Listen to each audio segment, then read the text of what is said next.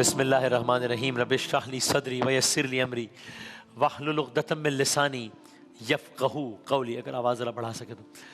आप कुरान मजीद में मौजूद वाक़यात सुन रहे हैं।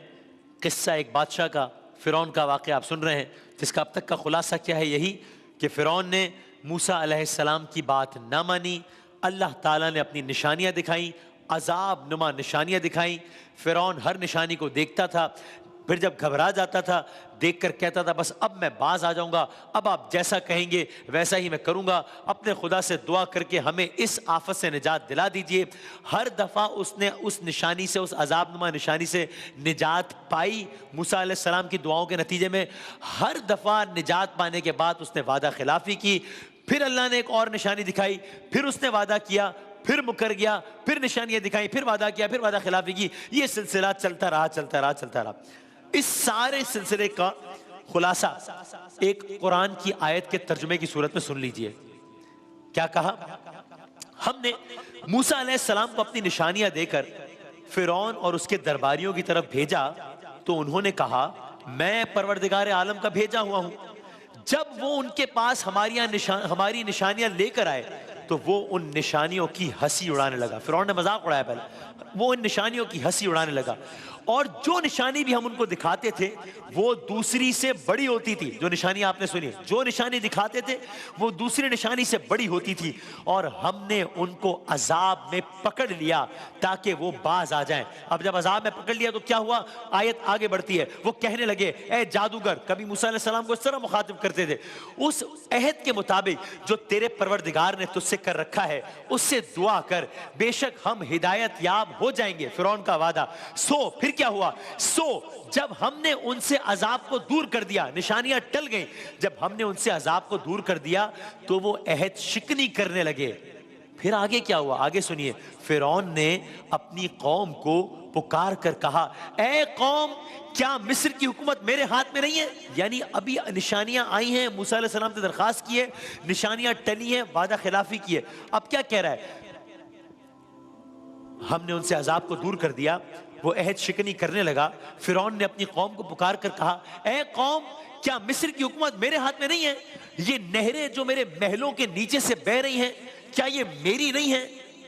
क्या तुम नहीं देखते कि मैं इस शख्स से, ये नऊजुबिल्लाह मूसा अलैहिस्सलाम के बारे में कह रहा है, क्या तुम नहीं देखते कि मैं इस शख्स से बहुत बेहतर हूं, जो उसके अल्फाज, जो कुछ इज्जत नहीं रखता, जो साफ गुफ्तगू भी नहीं कर सकता। शायद मूसा अलैहिस्सलाम के बात करने के अंदाज पर तंज कर रहा है, जो लुकनत थी उसकी, उनकी जबान में। साफ गुफ्तगू भी नहीं कर सकता। इस पर सोने के कंगन क्यों नहीं उतारे गए? या ये होता कि फरिश्ते जमा होकर इसके साथ आते? गरज उसने अपनी कौम की अकल मार दी और उन्होंने उसकी बात मान ली। ये है कुरान मजीद की आयत की सूरत में खुलासा। अब तक जो सारे का सारा ये वाकया बयान किया इस पर। अब आगे बढ़ते हैं, दास्तान आगे बढ़ रही है। हमने कल अर्ज किया कि अब फिरौन बदबख्त कुछ ऐसा करने का इरादा कर रहा है जो हैरान कुन है। वो क्या है? और कल हमने अर्ज किया कि ये इतना कुछ तो कर चुका, जो कुछ मैंने भी बयान किया आयत के तर्जुमे की सूरत में। अब इससे ज्यादा वो क्या करेगा? यही करेगा ना कि फिर से वादा खिलाफी कर लेगा? नहीं, ये बदबख्त अब इससे आगे का कुछ सोचने लगा। वो क्या तय किया फिरौन ने?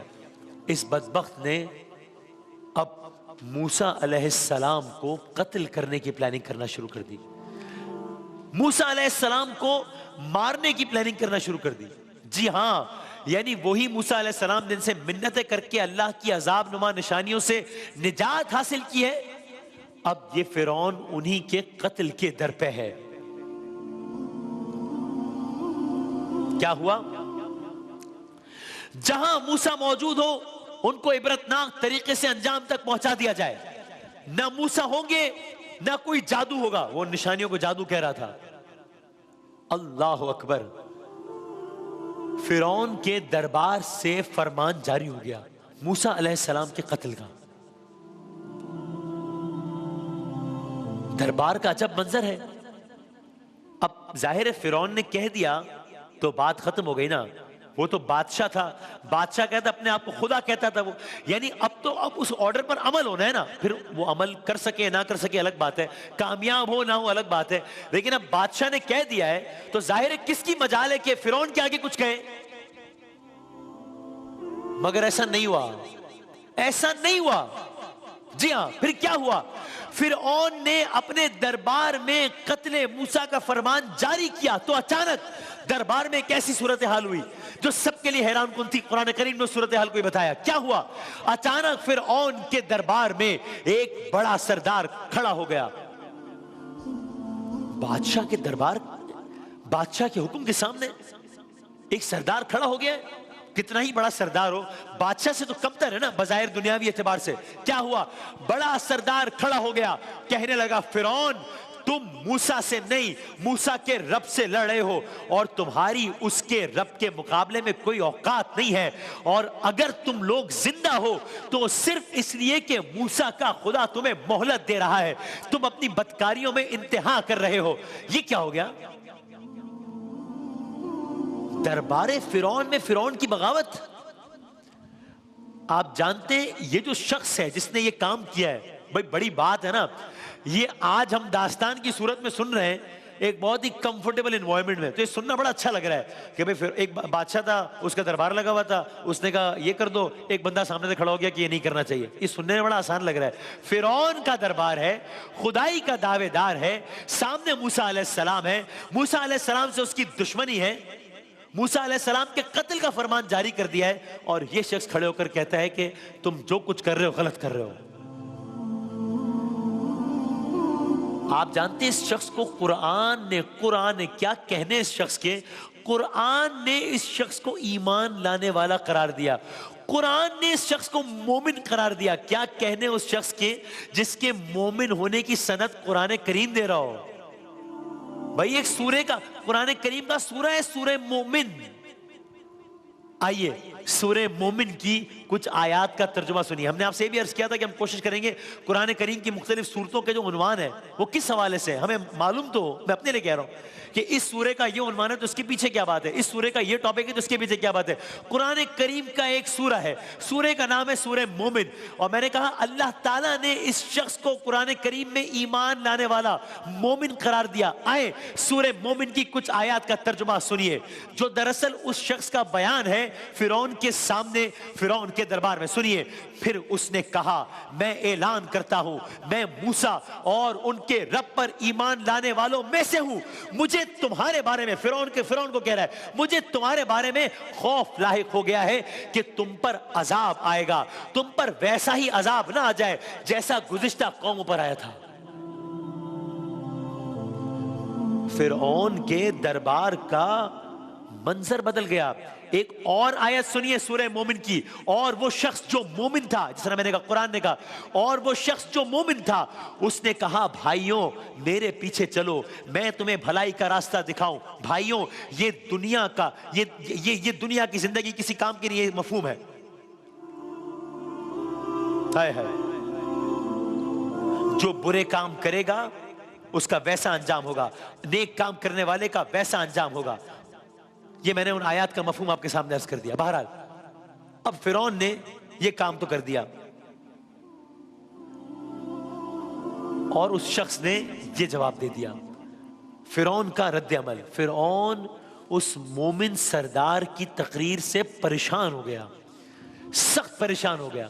यानी कह लीजिए डिफेंसिव पर आ गया। कहने लगा मैं तो तुम लोगों के भले के लिए कहता हूं, बस मुझे डर है कि मूसा अपने जादू के जरिए से, नऊजुबिल्लाह, मूसा अपने जादू के जरिए से तुमको तुम्हारे दीन से ना फेर दे, तुम्हारा इख्तिदार तुमसे ना छीन ले। अब उस मोमिन सरदार ने कहा मैं, फिर वही सूरह मोमिन सरदार, मैं तुम्हें जन्नत की तरफ बुला रहा हूं, तुम लोगों को जहन्नुम की तरफ लेकर जा रहे हो। एक दिन आएगा तुम लोग मेरी इन बातों को याद करोगे। आप इस शख्स का ईमान देख रहे हैं। एक मशहूर मारूफ आयत है, शायद सबने सुनी हो, व उफ़व्विज़ु अम्री इलल्लाह इन्नल्लाह बसीरुम बिल इबाद। ये सूरह मोमिन की आयत है, ये भी इस मौके पर कही गई। व उफ़व्विज़ु अम्री इलल्लाह, यानी बस मैंने अपना मामला अल्लाह के सुपुर्द कर दिया। इन्नल्लाह बसीरुम बिल इबाद, अल्लाह ताला बंदों का निगरान है। ये आयत भी इसी पस मंजर में है। बहरहाल ये एक वाक़या ने जन्म लिया फिरौन के दरबार में। लेकिन इस सब के बावजूद फिरौन का दिल सख्त से सख्त होता चला गया और वो किसी भी तौर पर गुलामी से बनी इसराइल को आजाद करने पर तैयार ना था। बस अब ऐसे में दास्तान आगे बढ़ती है। मूसा अलैहिस्सलाम अब फिर उसके दरबार में पहुंचे, गोया कह रहे हो कि बस आज मैं आखिरी मर्तबा तेरे दरबार आया हूं। अब ये निशानी वादा वादा खिलाफी, निशानी वादा वादा खिलाफी, गोया कह रहा हूं कि अब ये नहीं चलेगा। बस अब मैं आखिरी मर्तबा तेरे दरबार में आया हूं। अब तुझ पर और तेरी कौम पर एक ऐसी अजाब नुमा निशानी नाजिल होगी कि जिसके बाद तुम सब हैरान हो जाओगे। क्या होगा? तेरी कौम के सरदार हो, गरीब हो, अमीर हो, सब, अब तुम सबको औलाद का गम सहना पड़ेगा। औलाद का गम सहना पड़ेगा। और फिर क्या हुआ?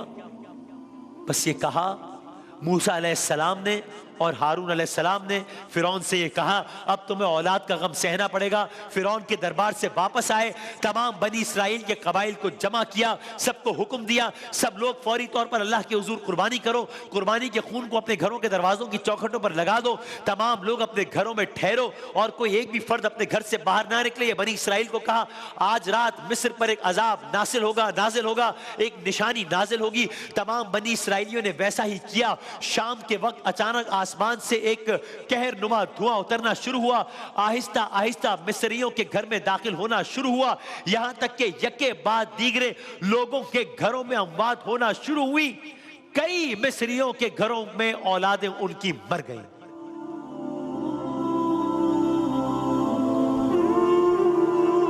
आज मिस्र का एक नया आलम है कि वो मिस्र जिसने कल खून की निशानी देखी थी, वो मिस्र जिसने टिड्डियों का हमला देखा था, वो मिस्र जिसने मेंढकों का हमला देखा था, वो मिस्र जिसने धुएं का हमला देखा था, आज अपने घरों में अपने प्यारों की अमवात देख रहे हैं। बस ये वो मौका था कि अब बहुक्म खुदा मूसा अलैहिस्सलाम का अपनी कौम बनी इसराइल को लेकर मिस्र से रवानगी का वक्त है। आपको याद है ना सारा मामला शुरू कहां से हुआ था? मूसा अलैहिस्सलाम गए थे फिरौन के दरबार में, तुमने बनी इसराइल को, इस कौम को गुलाम बनाया हुआ है, तुम इन्हें रिहा कर दो। उसने कहा था नहीं करूंगा। फिर मूसा अलैहिस्सलाम ने कहा था निशानी आएगी, 1 2 3 4 सारी निशानी आती चलेगी, बस अब मजीद कोई निशानी नहीं आएगी। अब ये वो वक्त है कि जब मूसा अलैहिस्सलाम का बनी इसराइल को लेकर मिस्र से रवानगी का वक्त है। तो अब क्या इस पर अमल हो पाएगा या अब फिर फिरौन इसको रोकने के लिए कुछ कोशिश करेगा? मूसा अलैहिस्सलाम गोया बनी इसराइल को तैयार कर रहे हैं, चलो अब मिस्र से रवानगी का वक्त है। जब बनी इसराइल रवाना होगी तो क्या फिरौन खामोश बैठा रहेगा? फिरौन क्या करेगा? कलर्स करेंगे।